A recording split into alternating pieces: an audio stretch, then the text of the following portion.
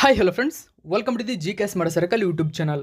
ಈಗ ನಾವು ಜನವರಿ 6, 2024ನೇ ಸಾಲಿನ ಪ್ರಮುಖ ಪ್ರಚಲಿತ ಘಟನೆಗಳನ್ನು ಕುರಿತು ಚರ್ಚೆ ಮಾಡೋಣ. ನಿಮಗೆಲ್ಲ ಗೊತ್ತಿರಲಿ, ಪ್ರತಿದಿನ ನಾನು ಕನ್ನಡದ ಮತ್ತು ಇಂಗ್ಲೀಷ್ನ ಎಲ್ಲ ನ್ಯೂಸ್ ಪೇಪರ್ಗಳ ಪ್ರಮುಖ ಪ್ರಚಲಿತ ಘಟನೆಗಳೊಂದಿಗೆ ಕೇಂದ್ರ ಸರ್ಕಾರ ಪ್ರತಿದಿನ ಅಪ್ಡೇಟ್ ಮಾಡ್ತಕ್ಕಂಥ PIB ನ್ಯೂಸ್ ಪೇಪರ್ಗಳ ಪ್ರಮುಖ ಪ್ರಚಲಿತ ಘಟನೆಗಳನ್ನು ನಿಮ್ಮ ಮುಂದೆ ತರ್ತಾ ಇರ್ತೀನಿ. ಹಾಗಾದರೆ ಇವತ್ತಿನ ಕ್ವಶ್ಚನ್ ನಂಬರ್ 1 ಏನಿದೆ ಅಂತ ನೋಡೋಣ ಬನ್ನಿ. ಇತ್ತೀಚೆಗೆ ಒಡಿಶಾದ ಕೆಳಗಿನ ಯಾವ ಜಿಲ್ಲೆಯ ಸಿಮಿಲಿಪಾಲ್ ಕಾಯಿ ಚಟ್ನಿಗೆ ಭೌಗೋಳಿಕ ಸೂಚ್ಯಂಕ ನೀಡಲಾಗಿದೆ? ನೋಡಿ, ಸಿಮಿಲಿಪಾಲ್ ಕಾಯಿ ಚಟ್ನಿ ಸರಿಯಾದಂಥ ಉತ್ತರ ಮಯೂರ್ಭಂಜ್. ಒಡಿಸ್ಸಾದ ಮಯೂರ್ಭಂಜ್ ಜಿಲ್ಲೆಯಲ್ಲಿ ಕಂಡುಬರ್ತಕ್ಕಂಥ ಸಿಮಿಲಿಪಾಯಿ ಕಾಯಿ ಚಟ್ನಿ ಫೇಮಸ್ ಅಲ್ಲಿ. ಈ ಚಟ್ನಿಯನ್ನು ಯಾವುದರಿಂದ ತಯಾರು ಮಾಡಲಾಗುತ್ತದೆ ಎಂಬುದು ಎಕ್ಸಾಮಲ್ಲಿ ಕೇಳಬಹುದು. ನೋಡಿ, ರೆಡ್ ಆ್ಯಂಟ್ಗಳು ಅಂತ ಹೇಳ್ತೀವಿ, ಅಂದರೆ ಕೆಂಪು ಇರುವೆ ಅಂತ ನೀವು ಕೇಳಿರ್ಬೋದು. ಈ ಕೆಂಪು ಇರುವೆಗಳಿಂದ ಈ ಒಂದು ತಯಾರು ಮಾಡಲಾಗುತ್ತದೆ ಸಿಮಿಲಿಪಾಲ್ ನಟ್ ಚಟ್ನಿಯನ್ನು. ಈ ಚಟ್ನಿಯು ಇದೀಗ GI ಟ್ಯಾಗನ್ನು ಪಡೆದುಕೊಂಡಿದೆ. ಸೊ ಇಲ್ಲಿ ನೀವು ಗಮನಿಸಬಹುದು, ದಿ ಹಿಂದೂ ಪೇಪರ್ನಲ್ಲಿ ಈ ಒಂದು ಮಾಹಿತಿಯನ್ನು ಕೊಟ್ಟಿದ್ದಾರೆ.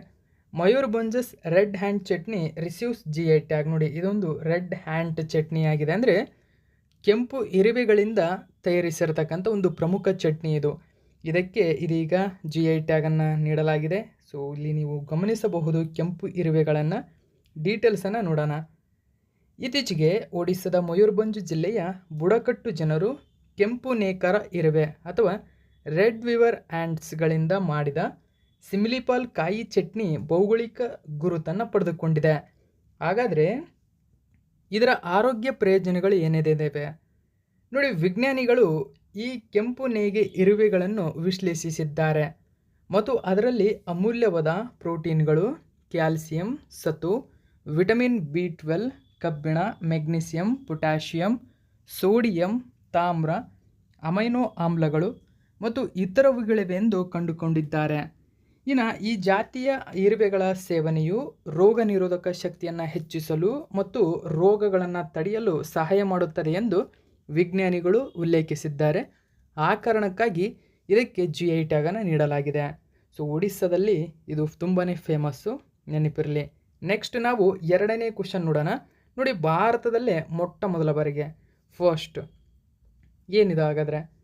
ಇತ್ತೀಚೆಗೆ ಭಾರತದ ಮೊಟ್ಟ ಮೊದಲ ಬೀಚ್ ಗೇಮ್ಸ್ 2024 ಎಲ್ಲಿ ಆಯೋಜಿಸಲಾಗ್ತಾ ಇದೆ? ನೋಡಿ, ಇಂಡಿಯಾಸ್ ಫಸ್ಟ್ ಬೀಚ್ ಗೇಮ್ಸ್ ಈ ವರ್ಷ ಆಯೋಜನೆಗೊಳ್ತಾ ಇದೆ. ಎಲ್ಲಿ ಮೊಟ್ಟ ಮೊದಲ ಬಾರಿಗೆ ಆಯೋಜನೆಗೊಳ್ತಾ ಮೊದಲ ಆವೃತ್ತಿ ಅಂತಂದರೆ ದಿಯುವಿನ ಗೋಗ್ಲಾ ಬೀಚ್ ಅಂತ ಹೇಳ್ತೀವಿ. ನೋಡಿ, ಗೋಗ್ಲಾ ಬೀಚ್ ಸುದ್ದಿಯಲ್ಲಿದೆ. ಎಲ್ಲಿ ಕಂಡುಬರುತ್ತದೆ ಅಂತ ಕೇಳಬಹುದು. ದಿಯುನಲ್ಲಿ ಕಂಡುಬರುತ್ತದೆ. ದಿಯು ಮತ್ತು ದಮನ್ ಇರತಕ್ಕಂಥ ಪ್ರದೇಶ ದಿಯು ಏನಿದೆ, ಆ ದಿಯುನಲ್ಲಿ ಈ ವರ್ಷ ಬೀಚ್ ಗೇಮ್ಸ್ 2024 ನಡೀತಾ ಇದೆ. ಇದು ಮೊದಲ ಆವೃತ್ತಿಯದ್ದಾಗಿದೆ. ಓಕೆ, ಸೊ ಇಲ್ಲಿ ನೀವು ಗಮನಿಸಬಹುದು, ದಿ ಹಿಂದೂ ಪೇಪರ್ನಲ್ಲಿ ಮಾಹಿತಿಯನ್ನು ಕೊಟ್ಟಿದ್ದಾರೆ.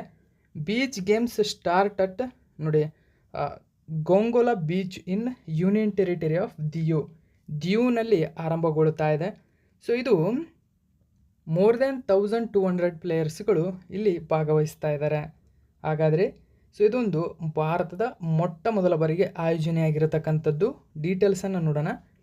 ದೇಶದ ಮೊದಲ ಬೀಚ್ ಗೇಮ್ಸ್ 2024 ನವೆಂಬರ್ 4, 2024 ದಿಯುವಿನ ಗೋಗ್ಲಾ ಬೀಚ್ನಲ್ಲಿ ಪ್ರಾರಂಭವಾಯಿತು. ದಿಯು ಕೇಂದ್ರಾಡಳಿತ ಪ್ರದೇಶವಾದ ದಾದ್ರಾ ಮತ್ತು ನಗರ ಹಾವೇಲಿ, ದಮನ್ ಮತ್ತು ದಿಯು ಭಾಗವಾಗಿದೆ. ಈ ವರ್ಷದ ದಿಯು ಆವೃತ್ತಿಯು ನಮ್ಮ ದೇಶದಲ್ಲಿ ಕಡಿಮೆ ಪ್ರಚಲಿತದಲ್ಲಿರುವ beach volleyball, beach boxing, beach soccer, beach kabaddi, tug of war, C ಈಜು, ಇನ್ನು ಮಲ್ಖಾಂಬ್ ಇತ್ಯಾದಿ ಕ್ರೀಡಾ ಭಾಗಗಳನ್ನು ಇಲ್ಲಿ ಪ್ರದರ್ಶಿಸಲಾಗುತ್ತದೆ.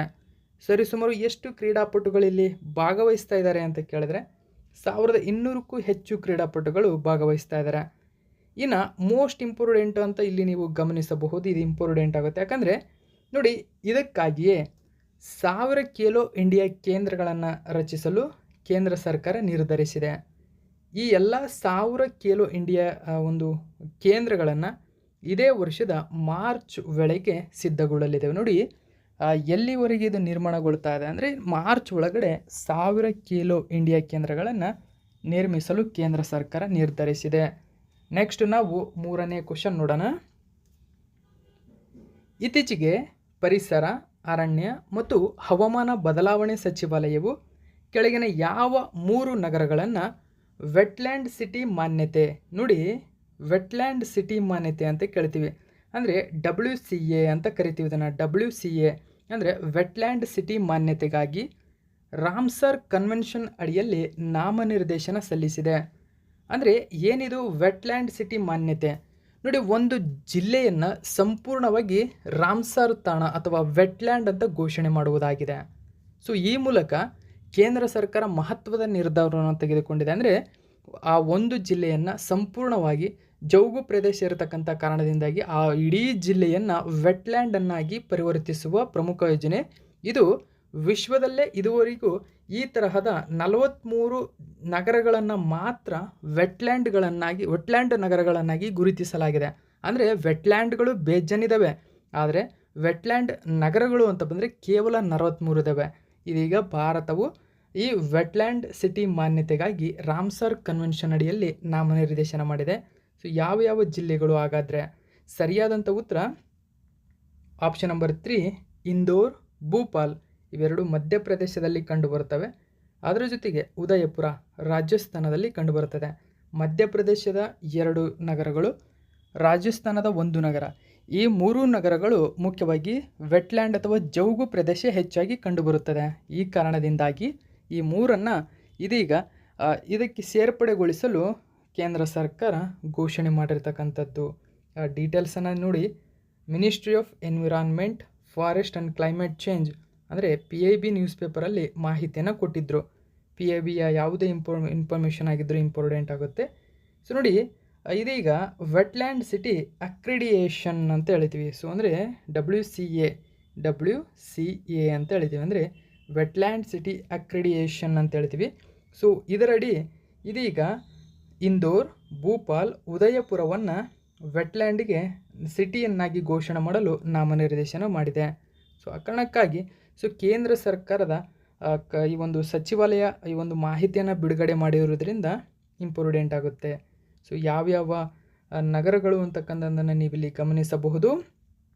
ಹಾಗಾದರೆ ವೆಟ್ಲ್ಯಾಂಡ್ ಸಿಟಿ ಮಾನ್ಯತೆಯ ಬಗ್ಗೆ ನಾವು ತಿಳ್ಕೊಳ್ಳೋಣ.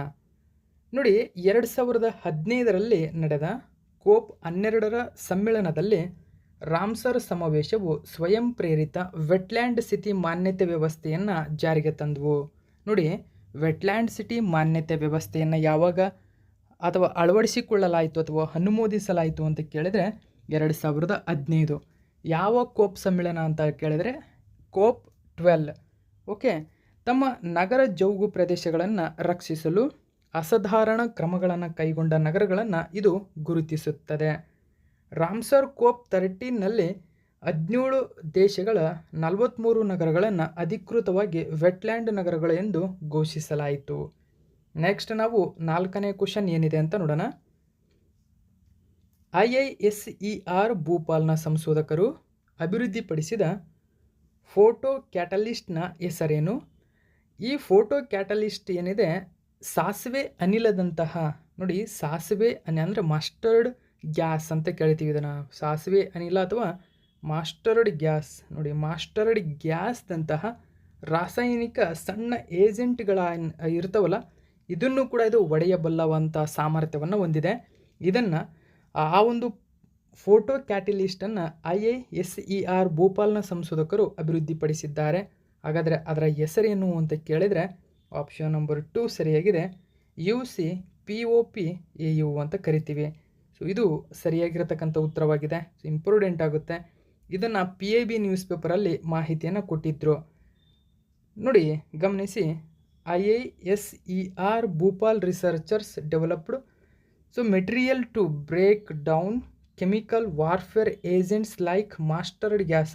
ನೋಡಿ, ಸಣ್ಣ ಮಾಸ್ಟರ್ಡ್ ಗ್ಯಾಸ್ ಅಥವಾ ಸಾಸಿವೆ ಕಾಳಿನಷ್ಟು ಚಿಕ್ಕದಾಗಿರತಕ್ಕಂಥ ಆ ಒಂದು ಕಣವನ್ನು ಹೊಡಿತಕ್ಕಂಥದ್ದು, ಬ್ರೇಕ್ ಡೌನ್ ಮಾಡ್ತಕ್ಕಂಥ ಕೆಮಿಕಲನ್ನು ಇದೀಗ IISER ಭೂಪಾಲ್ನ ರಿಸರ್ಚರ್ಸ್ ಅಭಿವೃದ್ಧಿಪಡಿಸಿದ್ದಾರೆ.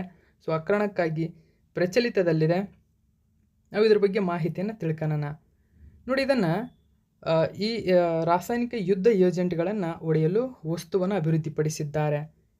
ಫೋಟೋ ಕ್ಯಾಟಲಿಸ್ಟ್ ಏನಿದೆ ವ್ಯಾಪಕ ಶ್ರೇಣಿಯ ಸೌರಶಕ್ತಿ ಮತ್ತು ಬೆಳಕನ್ನು ಹೀರಿಕೊಳ್ಳುವ ಸಾಮರ್ಥ್ಯಕ್ಕೆ ಹೆಸರುವಾಸಿಯಾಗಿದೆ ಮತ್ತು ಇದು ರಾಸಾಯನಿಕ ಪ್ರಕ್ರಿಯೆಗಳನ್ನು ತ್ವರಿತಗೊಳಿಸುತ್ತದೆ. ನೋಡಿ, ಫೋಟೋ ಕ್ಯಾಟಲಿಸ್ಟ್ ಎಂಬುದು ಸೌರಶಕ್ತಿ ಬೆಳಕಿನ ಹೀರಿಕೊಳ್ತಕ್ಕಂಥ ಸಾಮರ್ಥ್ಯ ಹೊಂದಿದೆ. ಅದರ ಜೊತೆಗೆ ರಾಸಾಯನಿಕ ಪ್ರಕ್ರಿಯೆಯನ್ನು ತ್ವರಿತಗೊಳಿಸುತ್ತದೆ, ಹೆಚ್ಚು ಮಾಡುತ್ತದೆ. ಈ ಅತ್ಯಾಧುನಿಕ ಅಭಿವೃದ್ಧಿಯು ರಾಸಾಯನಿಕ ಏಜೆಂಟ್ಗಳನ್ನು ಒಳಗೊಂಡಂತೆ ಹಾನಿಕಾರಕ ಪದಾರ್ಥಗಳನ್ನು ನಿರ್ವಿಷಗೊಳಿಸಲು ನವೀಕರಿಸಬಹುದಾದ ಇಂಧನ ಮೂಲಗಳನ್ನು ಬಳಸಿಕೊಳ್ಳಲು ಕೊಡುಗೆ ನೀಡುತ್ತದೆ. ಹಾಗಾದರೆ IISc ಭೂಪಾಲ್ನವರು ಅಭಿವೃದ್ಧಿಪಡಿಸಿರತಕ್ಕಂಥ UC-POP-AU ಎಂಬ ಹೊಸ ವಸ್ತುವು ಸಂಪೂರ್ಣ ಬೆಳಕಿನ ವರ್ಣಪಟಲವನ್ನು ಹೀರಿಕೊಳ್ಳುತ್ತದೆ. ನೋಡಿ, ಸಂಪೂರ್ಣ ಬೆಳಕಿನ ವರ್ಣಪಟಲವನ್ನು ಹೀರಿಕೊಳ್ಳುತ್ತದೆ. ಈ ವೈಶಿಷ್ಟ್ಯವು ಅಂದರೆ UC-POP-AU ವೇಗವರ್ಧಕ ದಕ್ಷತೆಯನ್ನು ಹೆಚ್ಚಿಸುತ್ತದೆ. ರಾಸಾಯನಿಕ ಕ್ರಿಯೆಗಳ ಸಮಯದಲ್ಲಿ ಇದು ಪ್ರಬಲ ವೇಗವರ್ಧಕವಾಗಿ ಕಾರ್ಯನಿರ್ವಹಿಸುತ್ತದೆ. ಸೊ ಆ ಕಾರಣಕ್ಕಾಗಿ ಇದು ಎಕ್ಸಾಮಿಗೆ ಇಂಪಾರ್ಟೆಂಟ್ ಆಗುತ್ತೆ, ನೆನಪಿಟ್ಕೊಳ್ಳಿ ಸ್ನೇಹಿತರೆ. ನೆಕ್ಸ್ಟ್ 5ನೇ ಕ್ವಶನ್ ಏನಿದೆ ಅಂತ ನೋಡೋಣ. ಇಡೀ ದೇಶಾದ್ಯಂತ ವಿದ್ಯಾರ್ಥಿಗಳಲ್ಲಿ ನಾಯಕತ್ವ ಗುಣಗಳನ್ನು ಅಭಿವೃದ್ಧಿಪಡಿಸಲು ಇತ್ತೀಚೆಗೆ ಶಿಕ್ಷಣ ಸಚಿವಾಲಯವು ಜಾರಿಗೆ ತಂದಿರುವ ಉಪಕ್ರಮದ ಹೆಸರೇನು? ನೋಡಿ, ವಿದ್ಯಾರ್ಥಿಗಳಲ್ಲಿ ನಾಯಕತ್ವ ಗುಣಗಳನ್ನು ಅಭಿವೃದ್ಧಿಪಡಿಸುವ ಉದ್ದೇಶದಿಂದಾಗಿ. ಸರಿಯಾದಂಥ ಉತ್ತರ ಆಪ್ಷನ್ ನಂಬರ್ 3, ಪ್ರೇರಣಾ ಕಾರ್ಯಕ್ರಮ ಅಥವಾ ಪ್ರೇರಣಾ ಪ್ರೋಗ್ರಾಮ್ ಅಂತ ಹೇಳ್ತೀವಿ. ನೋಡಿ, ಪ್ರೇರಣಾ ಅಂತ ಹೇಳ್ತೀವಿ. ಸೊ ಪ್ರೇರಣಾ ಪ್ರೋಗ್ರಾಮ್, ಈ ಒಂದು ಪ್ರೋಗ್ರಾಮನ್ನು ಇದೀಗ ಮಿನಿಸ್ಟ್ರಿ ಆಫ್ ಎಜುಕೇಷನ್ ಲಾಂಚ್ ಮಾಡಿದೆ. ಸೊ PIB ನ್ಯೂಸ್ ಪೇಪರಲ್ಲಿ ಕೊಟ್ಟಿದ್ದರು ಸ್ನೇಹಿತರೆ. ಇದು ಮೋಸ್ಟ್ ಇಂಪಾರ್ಟೆಂಟ್ ಆಗುತ್ತೆ. PIB ಪೇಪರ್ನ ಯಾವುದೇ ಮಾಹಿತಿಯಾಗಿದ್ದರೂ ಇಂಪಾರ್ಟೆಂಟ್. ನೋಡಿ, ministry of education launched Prerana program ಯಾವುದಕ್ಕಾಗಿ? So online registration portal of the experiential learning program launched. ಇದೊಂದು ಲರ್ನಿಂಗ್ ಪ್ರೋಗ್ರಾಮ್ ಆಗಿದೆ. ನೋಡಿ, ಕಲಿಕೆಯ ಕಾರ್ಯಕ್ರಮ, ಇದು ಇಂಪಾರ್ಟೆಂಟ್ ಆಗುತ್ತೆ. ಹಾಗಾದರೆ ಪ್ರೇರಣಾ ಪ್ರೋಗ್ರಾಮ್ ಯಾವುದಕ್ಕೆ ಸಂಬಂಧಪಟ್ಟಿದೆ ಅಂತಂದರೆ ಕಲಿಕೆಯ ಒಂದು ಪ್ರೋಗ್ರಾಮು. ಅದರ ಜೊತೆಗೆ ಯಾವ ಕೇಂದ್ರ ಸಚಿವಾಲಯ ಇದನ್ನು ಬಿಡುಗಡೆ ಮಾಡಿದೆ ಅಂತ ಕೇಳ್ತಾರೆ? ಶಿಕ್ಷಣ ಸಚಿವಾಲಯ. ಸೊ ಡೀಟೇಲ್ಸನ್ನು ತಿಳ್ಕೊಳ್ಳೋಣ. ಇತ್ತೀಚೆಗೆ ಶಾಲಾ ಶಿಕ್ಷಣ ಮತ್ತು ಸಾಕ್ಷರತಾ ಇಲಾಖೆ, ಶಿಕ್ಷಣ ಸಚಿವಾಲಯವು ಪ್ರೇರಣಾ ಒಂದು ಅನುಭವಾತ್ಮಕ ಕಲಿಕೆಯ ಕಾರ್ಯಕ್ರಮ, ನೋಡಿ ಪ್ರೇರಣಾ ಆ್ಯಂಡ್ ಎಕ್ಸ್ಪೀರಿಯನ್ಷಿಯಲ್ ಲರ್ನಿಂಗ್ ಪ್ರೋಗ್ರಾಮನ್ನು ಪ್ರಾರಂಭಿಸಿದೆ. ಇದು ಭಾರತೀಯ ಶಿಕ್ಷಣ ವ್ಯವಸ್ಥೆಯ ತತ್ವಗಳನ್ನು ಮತ್ತು ರಾಷ್ಟ್ರೀಯ ಶಿಕ್ಷಣ ನೀತಿ NEP 2020 ಮೂಲಾಧಾರವಾಗಿರುವ ಮೌಲ್ಯ ಆಧಾರಿತ ಶಿಕ್ಷಣದ ತತ್ವಗಳನ್ನು ಸಂಯೋಜಿಸುವ ಬಲವಾದ ಬದ್ಧತೆಯಿಂದ ನಡೆಸಲ್ಪಡುತ್ತದೆ. ಇದು ಮುಖ್ಯವಾಗಿ ಯಾವ ವಯಸ್ಸಿನ ವಿದ್ಯಾರ್ಥಿಗಳಿಗೆ ಸಂಬಂಧಪಟ್ಟಿದೆ ಅಂತ ಕೇಳ್ತಾರೆ? ನೋಡಿ, ಗಮನಿಸಿ, ಇದು ಇಂಪಾರ್ಟೆಂಟ್ ಆಗುತ್ತೆ. 9ನೇ ತರಗತಿಯಿಂದ 12ನೇ ತರಗತಿಯ ಆಯ್ದ ವಿದ್ಯಾರ್ಥಿಗಳಿಗೆ 1 ವಾರದ ಅವಧಿಗೆ ವಸತಿ ಕಾರ್ಯಕ್ರಮವನ್ನು ಆಯೋಜಿಸಲಾಗುತ್ತದೆ. ಅಂದರೆ ದೇಶದ ವಿವಿಧ ಭಾಗಗಳಿಂದ ಪ್ರತಿ ವಾರ 20 ಆಯ್ದ ವಿದ್ಯಾರ್ಥಿಗಳು, ಅದರಲ್ಲಿ 10 ಹುಡುಗರು 10 ಹುಡುಗಿಯರಿರ್ತಾರೆ. ಸೊ ಕಾರ್ಯಕ್ರಮದಲ್ಲಿ ಭಾಗವಹಿಸಿ ತಮ್ಮ ಅಂದರೆ ನಾಯಕತ್ವದ ಗುಣಗಳನ್ನು ಅವರಿಗೆ ಇಲ್ಲಿ ಬೆಳೆಸಿಕೊಳ್ತಾರೆ. ಹೀಗೆ ಅಂದರೆ ವಾರಕ್ಕೆ 20 ಜನರನ್ನು ಹೆಚ್ಚಾಗಿ ಅವರನ್ನು ಮುನ್ನೆಲೆಗೆ ತರತಕ್ಕಂಥ ಒಂದು ಕಾರ್ಯಕ್ರಮ ಇದು. ಓಕೆ, ಸೊ ಪ್ರೇರಣಾ ಕಾರ್ಯಕ್ರಮವು 1888ರಲ್ಲಿ ಪ್ರಾರಂಭವಾದ ವರ್ನಾಕುಲರ್ ಶಾಲೆ ಗುಜರಾತ್ನಲ್ಲಿದೆ. ಈ ಶಾಲೆಯಿಂದ ಮೊದಲ ಬಾರಿ ಚಾಲನೆಗೊಂಡಿದೆ. ಅಂದರೆ ಜನವರಿ 4ರಂದು ಮೊದಲ ಬಾರಿಗೆ ಗುಜರಾತ್ನ ವರ್ನಾಕ್ಯುಲರ್ ಶಾಲೆಯಿಂದ ಪ್ರಾರಂಭವಾಗಿದೆ ಸ್ನೇಹಿತರೆ. ಓಕೆ, ನೆಕ್ಸ್ಟ್ ನಾವು 6ನೇ ಕ್ವಶನ್ ಏನಿದೆ ಅಂತ ನೋಡೋಣ. ಉದಯೋನ್ಮುಖ ಮತ್ತು ಯುವ ಪ್ರತಿಭೆಗಳ ಗುರುತಿಸುವಿಕೆ ಮತ್ತು ಪೋಷಣೆಗಾಗಿ ಯಾವ ವಿಶ್ವವಿದ್ಯಾಲಯವು ರಾಷ್ಟ್ರೀಯ ಖೇಲ್ ಪ್ರೋತ್ಸಾಹನ್ ಪುರಸ್ಕಾರ 2023 ಪಡೆದುಕೊಂಡಿದೆ? ನೋಡಿ, ರಾಷ್ಟ್ರೀಯ ಖೇಲ್ ಪ್ರೋತ್ಸಾಹನ್ ಪುರಸ್ಕಾರ 2023 ಸರಿಯಾದಂಥ ಉತ್ತರ ನಮ್ಮ ಬೆಂಗಳೂರಿನ ವಿಶ್ವವಿದ್ಯಾಲಯ ಆಗಿರತಕ್ಕಂಥ ಕಾರಣದಿಂದಾಗಿ ಎಕ್ಸಾಮಿಗೆ ಇಂಪಾರ್ಟೆಂಟ್ ಆಗುತ್ತೆ. ಜೈನ್ ಡೀಮ್ಡ್ ವಿಶ್ವವಿದ್ಯಾಲಯ ಬೆಂಗಳೂರು, ಇದು 2023ನೇ ಸಾಲಿನಲ್ಲಿ ರಾಷ್ಟ್ರೀಯ ಖೇಲ್ ಪ್ರೋತ್ಸಾಹನ್ ಪುರಸ್ಕಾರವನ್ನು ಪಡೆದುಕೊಂಡಿದೆ. ಯಾವ ಉದ್ದೇಶಕ್ಕಾಗಿ? ನೋಡಿ, ಉದ್ದೇಶವೇನು? ಉದಯೋನ್ಮುಖ ಮತ್ತು ಯುವ ಪ್ರತಿಭೆಗಳ ಗುರುತಿಸುವಿಕೆ ಮತ್ತು ಪೋಷಣೆಗಾಗಿ. ಅವರನ್ನು ಗುರುತು ಮಾಡಿದ್ದಾರೆ, ಯುವ ಪ್ರತಿಭೆಗಳನ್ನು ಮತ್ತು ಅವರನ್ನು ಪೋಷಣೆ ಮಾಡಿದ್ದಾರೆ. ಆ ಕಾರಣಕ್ಕಾಗಿ ಜೈನ್ ಡೀಮ್ಡ್ ವಿಶ್ವವಿದ್ಯಾಲಯ ಪ್ರಶಸ್ತಿಯನ್ನು ಪಡೆದುಕೊಂಡಿದೆ. ನೋಡಿ, ದಿ ಹಿಂದೂ ಪೇಪರ್ನಲ್ಲಿ ಮಾಹಿತಿಯನ್ನು ಕೊಟ್ಟಿದ್ದಾರೆ. ಸೊ ಇದು ಕೂಡ ಮಿನಿಸ್ಟ್ರಿ PIB ನ್ಯೂಸ್ ಪೇಪರ್ನ ಮಾಹಿತಿ. Ministry of youth affairs and sports announced ರಾಷ್ಟ್ರೀಯ ಖೇಲ್ ಪ್ರೋತ್ಸಾಹನ್ ಪುರಸ್ಕಾರ್ 2023. ಹಾಗಾದರೆ ನೋಡಿ, ಯೂತ್ ಅಫೇರ್ಸ್ ಆ್ಯಂಡ್ ಸ್ಪೋರ್ಟ್ಸ್ ಇದನ್ನು ಪ್ರತಿ ವರ್ಷ ಕೊಡುತ್ತದೆ. ಇದರಲ್ಲಿ Jain deemed to be university Bengaluru will be confirmed with the Rashtriya Khel ನೋಡಿ ಪ್ರೋತ್ಸಾಹನ್ ಪುರಸ್ಕಾರವನ್ನು ಪಡೆದುಕೊಂಡಿದೆ. ಓಕೆ, ಬೆಂಗಳೂರು ಡೀಮ್ಡ್ ವಿಶ್ವವಿದ್ಯಾಲಯ ಯಾವ ಉದ್ದೇಶಕ್ಕಾಗಿ ಅಂತಕ್ಕಂಥದ್ದನ್ನು ಕೂಡ ನಾನಿಲ್ಲಿ ಕೊಟ್ಟಿದ್ದೀನಿ, ಗಮನಿಸಬಹುದು. ಓಕೆ, ಸೊ ನೋಡಿ, ಇಲ್ಲಿ ಮುಖ್ಯವಾಗಿ ಪ್ರಶಸ್ತಿಗಳನ್ನು 9 ಜನವರಿ 2024ರಂದು ರಾಷ್ಟ್ರಪತಿ ಭವನದಲ್ಲಿ ಭಾರತದ ರಾಷ್ಟ್ರಪತಿಗಳು ಪ್ರದಾನ ಮಾಡಲಿದ್ದಾರೆ. ಕಾರ್ಪೊರೇಟ್ ಸಾಮಾಜಿಕ ಹೊಣೆಗಾರಿಕೆಯ ಮೂಲಕ ಕ್ರೀಡೆಗೆ ಪ್ರೋತ್ಸಾಹ ವಿಭಾಗದಲ್ಲಿ ಮುಖ್ಯವಾಗಿ ಒಡಿಸ್ಸಾದ ಮೈನಿಂಗ್ ಕಾರ್ಪೊರೇಟ್ ಲಿಮಿಟೆಡ್ ರಾಷ್ಟ್ರೀಯ ಖೇಲ್ ಪ್ರೋತ್ಸಾಹನ್ ಪುರಸ್ಕಾರವನ್ನು ಪಡೆದುಕೊಂಡಿದೆ. ಇಲ್ಲಿ ಗಮನಿಸಿ ಸ್ನೇಹಿತರೆ, ಇದು ಕೂಡ ಇಂಪಾರ್ಟೆಂಟು. ಕಾರ್ಪೊರೇಟ್ ಸಾಮಾಜಿಕ ಹೊಣೆಗಾರಿಕೆಯ ಮೂಲಕ ಕ್ರೀಡೆಗೆ ಪ್ರೋತ್ಸಾಹ ನೀಡಿದಂತಹ ವಿಭಾಗದಲ್ಲಿ ಒಡಿಸ್ಸಾದ ಮೈನಿಂಗ್ ಕಾರ್ಪೊರೇಷನ್ ಲಿಮಿಟೆಡ್ ಪ್ರಶಸ್ತಿಯನ್ನು ಪಡೆದುಕೊಂಡಿದೆ. ನೆಕ್ಸ್ಟ್ ನಾವು 7ನೇ ಕ್ವಶನ್ ಏನಿದೆ ಅಂತ ನೋಡೋಣ. ಇತ್ತೀಚೆಗೆ ಭೌಗೋಳಿಕ ಸೂಚಕ GI ಟ್ಯಾಗನ್ನು ಪಡೆದಿರುವ ಕಪ್ಪು ಸುನಿಯ ಅಕ್ಕಿ, ನೋಡಿ ಕಪ್ಪು ನುನಿಯ ಅಕ್ಕಿ ಯಾವ ರಾಜ್ಯಕ್ಕೆ ಸೇರಿದೆ? Black Nunia rice. ಸರಿಯಾದಂಥ ಉತ್ತರ ಪಶ್ಚಿಮ ಬಂಗಾಳ. ಆಪ್ಷನ್ ನಂಬರ್ 3 ಸರಿಯಾಗಿದೆ. ನೋಡಿ, ವೆಸ್ಟ್ ಬೆಂಗಾಲ್ನ ಮುಖ್ಯವಾಗಿ ಪ್ರಮುಖ ಹಲವಾರು ಉತ್ಪನ್ನಗಳು GI ಟ್ಯಾಗನ್ನು ಪಡೆದುಕೊಂಡಿವೆ. ಅದರಲ್ಲಿ ಬ್ಲ್ಯಾಕ್ ನುನಿಯಾ ರೈಸ್ ಕೂಡ ಒಂದು. ಅದರ ಜೊತೆಗೆ ಸುಂದರ್ಬನ್ ಹನಿ ಕೂಡ ಪಡೆದುಕೊಂಡಿದೆ. ನೋಡಿ, ಸುಂದರ್ಬನ್ ಹನಿ ಅಂದರೆ ಸುಂದರ್ಬನ್ನ ಜೇನುತುಪ್ಪ. ಇನ್ನು ತಂಗೈಲ್ ಎಂಬತಕ್ಕಂಥದ್ದು, ಗೋರೋಡ್ ಅಂತಕ್ಕಂಥದ್ದು ಮತ್ತು ಕಡಿಯಾಲ್ ಎಂಬತಕ್ಕಂಥ ಸ್ಯಾರೀಸ್. ಸೊ ಇವೆಲ್ಲ ಸ್ಯಾರಿಗಳು, ಇವು ಕೂಡ GI ಟ್ಯಾಗನ್ನು ರಿಸೀವ್ ಮಾಡಿಕೊಂಡಿವೆ. ಸೊ ಒಂದು ಮಾಹಿತಿಯನ್ನು ಕೂಡ ನ್ಯೂಸ್ ಪೇಪರಲ್ಲಿ ಕೊಟ್ಟಿದ್ದರು. ನೋಡಿ, ರಾಷ್ಟ್ರೀಯ GI ಡ್ರೈವ್ ಮಿಷನ್ನ ಭಾಗವಾಗಿ ಪಶ್ಚಿಮ ಬಂಗಾಳದ ಸುಂದರ್ಬನ್ ಜೇನು, ಕಪ್ಪು ನುನಿಯ ಅಕ್ಕಿ ಮತ್ತು ತಂಗೈಲ್, ಗ್ರೋಡ್ ಮತ್ತು ಕಡಿಯಾರ್ ಸೀರೆಗಳಿಗೆ ಭೌಗೋಳಿಕ ಸೂಚಕ ಟ್ಯಾಗ್ಗಳನ್ನು ನೀಡಲಾಗಿದೆ. ಪಶ್ಚಿಮ ಬಂಗಾಳದ ಅರಣ್ಯ ಅಭಿವೃದ್ಧಿ ನಿಗಮ ಲಿಮಿಟೆಡ್ ಪುಣೆ ಮೂಲದ ಘಟಕದೊಂದಿಗೆ ಸ್ಪರ್ಧಿಸಿದ ನಂತರ ಸುಂದರ್ಬನ್ ಜೇನುತುಪ್ಪಕ್ಕೆ ವಿಶೇಷ GI ಟ್ಯಾಗನ್ನು ನೀಡಲಾಗಿದೆ.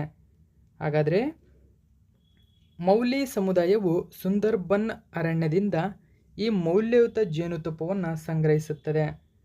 ಕಪ್ಪು ನುನಿಯ ಅಕ್ಕಿಯನ್ನು ನೋಡಿ ಫ್ರೆಂಡ್ಸ್ ಆಫ್ ರೈಸ್ ಎಂದು ಕರೆಯಲಾಗುತ್ತದೆ ಮತ್ತು ಇದನ್ನು ರಾಜ್ಯದ ಜಲ್ಪೈಗುರಿ ಜಿಲ್ಲೆಯಿಂದ ಬೆಳೆಯಲಾಗುತ್ತದೆ.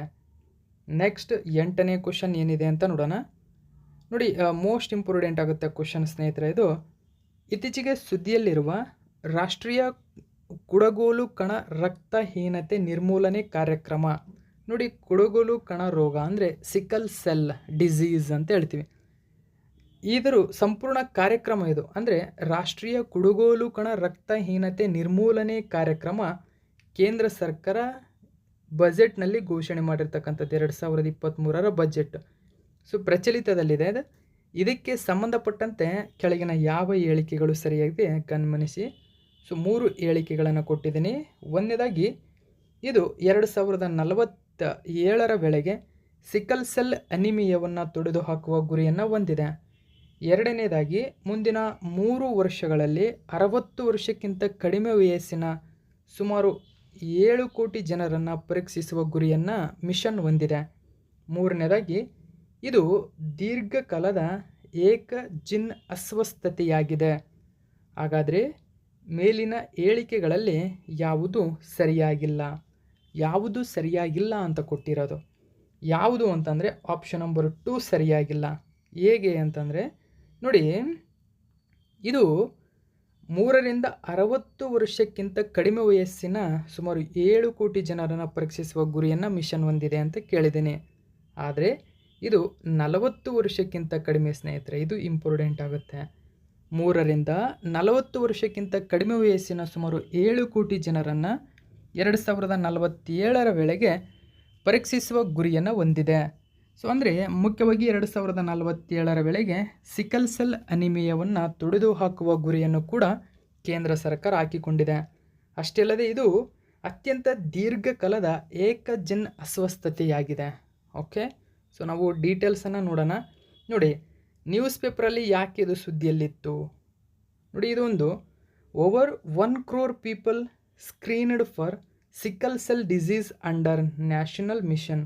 ನೋಡಿ, ಸಿಕಲ್ ಸೆಲ್ಗೆ ಸಂಬಂಧಪಟ್ಟಂಥ ನ್ಯಾಷನಲ್ ಮಿಷನ್ ಏನಿದೆ, ಕೇವಲ ಒಂದೇ ವರ್ಷದ ಅವಧಿಯಲ್ಲಿ 1 ಕೋಟಿ ಜನರನ್ನು ಇದೀಗ ಏನು ಸ್ಕ್ರೀನ್ಡ್ ಮಾಡಲಾಗಿದೆ, ಪರೀಕ್ಷಿಸಲಾಗಿದೆ. ಸೊ 1 ಕೋಟಿ ಜನರನ್ನು ಆಲ್ರೆಡಿ ಪರೀಕ್ಷಿಸಲಾಗಿದೆ. ಆ ಕಾರಣಕ್ಕಾಗಿ ಕೇಂದ್ರ ಸರ್ಕಾರದಲ್ಲಿ ಮಹತ್ವದ ನಿರ್ಧಾರವನ್ನು ಕೈಗೊಂಡಿರ್ತಕ್ಕಂಥದ್ದು ನ್ಯೂಸ್ ಪೇಪರಲ್ಲಿ ಅಡಕವಾಗಿತ್ತು. ಸೊ ಇದು ಕೂಡ ಎಕ್ಸಾಮಿಗೆ ಇಂಪಾರ್ಟೆಂಟ್ ಆಗುತ್ತೆ. ಡೀಟೇಲ್ಸನ್ನು ನೋಡೋಣ. PM ಮೋದಿ ನೇತೃತ್ವದ ಸಿಕಲ್ ಸೆಲ್ ಡಿಸೀಸ್ ಮಿಷನ್ನಲ್ಲಿ 10 ಮಿಲಿಯನ್ಗಿಂತಲೂ ಹೆಚ್ಚು ಜನರನ್ನು ಆಲ್ರೆಡಿ ಪ್ರದರ್ಶಿಸಲಾಗಿದೆ. ಹಾಗಾದರೆ ಮುಖ್ಯ ಅಂಶಗಳನ್ನು ಕುರಿತು ನೋಡೋಣ. ಏನಿದು ಯೋಜನೆ ನೋಡಿ, 2023ರ ಬಜೆಟ್ನಲ್ಲಿ ಘೋಷಣೆ ಮಾಡಲಾಗಿದೆ ಸ್ನೇಹಿತರೆ. ನಾವು ಇದು ಇಂಪಾರ್ಟೆಂಟ್ ಆಗುತ್ತೆ. ಈ ಒಂದು ಬಜೆಟ್ನಲ್ಲಿ ಪರೀಕ್ಷಿಸಲಾದ ರಾಷ್ಟ್ರೀಯ ಕುಡುಗೋಲು ಕಣ ರಕ್ತಹೀನತೆ ನಿರ್ಮೂಲನೆ ಕಾರ್ಯಕ್ರಮ, ಟೋಟಲ್ ಆಗಿ ಕಾರ್ಯಕ್ರಮದ ಹೆಸರಿದು. ವಿಶೇಷವಾಗಿ ದೇಹದ ಬುಡಕಟ್ಟು ಜನಾಂಗದವರನ್ನು ನೋಡಿ, ವಿಶೇಷವಾಗಿ ದೇಶದಲ್ಲಿ ಕಂಡುಬರತಕ್ಕಂಥ ಬುಡಕಟ್ಟು ಜನಾಂಗದವರಲ್ಲಿ ಕುಡುಗೋಲು ಕಣ ಕಾಯಿಲೆಯಿಂದ ಉಂಟಾಗುವ ಗಮನಾರ್ಹ ಆರೋಗ್ಯ ಸವಾಲುಗಳನ್ನು ಪರಿಹರಿಸುವತ್ತ ಗಮನ ಹರಿಸುತ್ತದೆ. SCD ಅಂದರೆ ಸಿಕಲ್ ಸೆಲ್ ಡಿಸೀಸ್ ಇದೊಂದು ದೀರ್ಘಕಾಲದ ಏಕಜನ್ ಅಸ್ವಸ್ಥತೆಯಾಗಿದ್ದು, ದೀರ್ಘಕಾಲದ ರಕ್ತಹೀನತೆ ತೀವ್ರವಾದ ನೋವಿನ ಕಂತುಗಳು ದುರ್ಬಲಗೊಳ್ಳುವ ವ್ಯವಸ್ಥಿತ ರೋಗ ಲಕ್ಷಣಗಳನ್ನು ಉಂಟು ಮಾಡುತ್ತದೆ. ಆದ್ದರಿಂದ 3 ಸರಿಯಾಗಿದೆ, ಯಾಕಂದರೆ ಇದೊಂದು ದೀರ್ಘಕಾಲದ ಏಕಜನ್ ಅಸ್ವಸ್ಥತೆ ಅಂತ ಕೊಟ್ಟಿದ್ದೆ ನಾನು. ಇನ್ನು 2047ರ ವೇಳೆಗೆ ಕುಡುಗೋಲು ಕೋಶ ಆನುವಂಶಿಕ ಪ್ರಸರವನ್ನು ತೊಡೆದು ಹಾಕುವ ಗುರಿಯನ್ನು ಹೊಂದಿದೆ. ಇದು ರೋಗವನ್ನು ನಿರ್ಮೂಲನೆ ಮಾಡುವಲ್ಲಿ ದೀರ್ಘಕಾಲೀನ ಬದ್ಧತೆಯನ್ನು ತೋರಿಸುತ್ತದೆ. ಆದ್ದರಿಂದ 1 ಕೂಡ ಸರಿಯಾಗಿದೆ. ನೆಕ್ಸ್ಟು 3 ವರ್ಷಗಳ ಅವಧಿಯಲ್ಲಿ ನೋಡಿ, 3 ವರ್ಷಗಳ ಅವಧಿಯಲ್ಲಿ ಅಂದರೆ ಆರ್ಥಿಕ ವರ್ಷ 2023-24ರಿಂದ 25-26ರವರೆಗೆ ಕಾರ್ಯಕ್ರಮವು 40 ವರ್ಷಕ್ಕಿಂತ ನೋಡಿ 4 ವರ್ಷಕ್ಕಿಂತ ಕಡಿಮೆ ವಯಸ್ಸಿನ ಸುಮಾರು 7 ಕೋಟಿ ಜನರನ್ನು ತಪಾಸಣೆಗೆ ಗುರಿಪಡಿಸುತ್ತದೆ. ಆದ್ದರಿಂದ ಹೇಳಿಕೆ 2 ಸರಿಯಾಗಿಲ್ಲ ಅಲ್ಲಿ, ಯಾಕಂದರೆ ನಾನು 60 ವರ್ಷ ಅಂತ ಕೊಟ್ಟಿದ್ದೆ. ಆ ಕಾರಣಕ್ಕಾಗಿ ಹೇಳಿಕೆ 2 ಇಲ್ಲಿ ಸರಿಯಾಗಿಲ್ಲ. ನೆಕ್ಸ್ಟ್ ನಾವು 9ನೇ ಕ್ವಶನ್ ನೋಡೋಣ. ವೈ ಭಾರತ್ ಮ್ಯಾಟರ್ಸ್ ಎಂಬ ಶೀರ್ಷಿಕೆಯ ಪುಸ್ತಕವನ್ನು ಇತ್ತೀಚೆಗೆ ಬಿಡುಗಡೆ ಮಾಡಿದ ಲೇಖಕರು ಯಾರು? ಸರಿಯಾದಂಥ ಉತ್ತರ S Jaishankar. Option number C ಸರಿಯಾಗಿದೆ. ವಿದೇಶಾಂಗ ವ್ಯವಹಾರಗಳ ಸಚಿವ ಡಾಕ್ಟರ್ ಎಸ್ ಜೈಶಂಕರ್ ತಮ್ಮ ಹೊಸ ಪುಸ್ತಕ ಅಂದರೆ ಜೈಶಂಕರ್ ಅವರೇ ಬರೆದಿರತಕ್ಕಂಥ ಪುಸ್ತಕ ಇದು ವೈ ಭಾರತ್ ಮ್ಯಾಟರ್ಸನ್ನು ನವದೆಹಲಿಯಲ್ಲಿ ನಡೆದ ಸಮಾರಂಭದಲ್ಲಿ ಬಿಡುಗಡೆ ಮಾಡಿದರು. ಪ್ರಧಾನಿ ಮೋದಿಯವರ ಅಡಿಯಲ್ಲಿ ಕಳೆದ 1 ದಶಕದಲ್ಲಿ ವಿದೇಶಾಂಗ ನೀತಿಯಲ್ಲಿ ಭಾರತದ ಪರಿವರ್ತನೆಯನ್ನು ಪುಸ್ತಕವು ಅಂದರೆ ಅದರ ಒಂದು ಮಾಹಿತಿಯನ್ನು ಪ್ರಸರಿಸುತ್ತದೆ. ಸೊ ನೋಡಿ, ವಿದೇಶಾಂಗ ಸಚಿವರಾಗಿರ್ತಕ್ಕಂಥ ಎಸ್ ಜೈಶಂಕರ್ ಅವರೇ ಬರೆದಿರತಕ್ಕಂಥ ಪುಸ್ತಕ ವೈ ಭಾರತ್ ಮ್ಯಾಟರ್ಸ್ ಎಂಬುದು ಅವರೇ ಬರೆದಿರ್ತಕ್ಕಂಥ ಪುಸ್ತಕ, ಇದು ನೆನಪಿರಲಿ. ನೆಕ್ಸ್ಟ್ 10ನೇ ಕ್ವಶನ್ ಏನಿದೆ ಅಂತ ನೋಡೋಣ. ಇತ್ತೀಚೆಗೆ ಸುದ್ದಿಯಾಗಿದ್ದ ಕಾರ್ಸವಾನ್ ಹತ್ಯಾಕಾಂಡವು ಪ್ರಸ್ತುತ ಯಾವ ರಾಜ್ಯದಲ್ಲಿ ಕಂಡುಬರುತ್ತದೆ? ಕಾರ್ಸವಾನ್ ಹತ್ಯಾಕಾಂಡ ಜಾರ್ಖಂಡ್ ರಾಜ್ಯಕ್ಕೆ ಸಂಬಂಧಪಟ್ಟಿದೆ ಸ್ನೇಹಿತರೆ. ನೋಡಿ, ಜನವರಿ 1, 1948ರಂದು ಇಂದಿನ ಜಾರ್ಖಂಡ್ನ ಕಾರ್ಸವಾನ್ ಪಟ್ಟಣವು ಪೊಲೀಸರಿಂದ ಆದಿವಾಸಿಗಳ ಹತ್ಯಾಕಾಂಡಕ್ಕೆ ಸಾಕ್ಷಿಯಾಯಿತು. ಕಾರ್ಸವಾನ್ ರಾಜ್ಯಪ್ರಭುತ್ವದ ರಾಜ್ಯವನ್ನು ಒಡಿಶಾ ರಾಜ್ಯಕ್ಕೆ ವಿಲೀನಗೊಳಿಸುವುದರಿಂದ ವಿರುದ್ಧದ ಪ್ರತಿಭಟನೆಯ ಸಂದರ್ಭದಲ್ಲಿ ಇದು ಸಂಭವಿಸಿತ್ತು ಸ್ನೇಹಿತರೆ. ಇದು ಇತ್ತೀಚೆಗೆ ಪ್ರಚಲಿತದಲ್ಲಿತ್ತು. ಆ ಕಾರಣಕ್ಕಾಗಿ GK ಟುಡೇ ನ್ಯೂಸ್ ಪೇಪರಲ್ಲಿ ಒಂದು ಮಾಹಿತಿಯನ್ನು ಕೊಟ್ಟಿದ್ದರು, GK ಟುಡೇ ಕ್ವಶನ್ಗಳಲ್ಲಿ. ಓಕೆ, ಸೊ ಇದು ಇವತ್ತಿನ ಪ್ರಮುಖ ಪ್ರಚಲಿತ ಘಟನೆಯಾಗಿದೆ. ಇದೇ ತರಹದ ಮಾಹಿತಿಯೊಂದಿಗೆ ಮತ್ತೆ ನಿಮ್ಮನ್ನು ಭೇಟಿಯಾಗ್ತೀನಿ. Thank you so much for watching my video friends.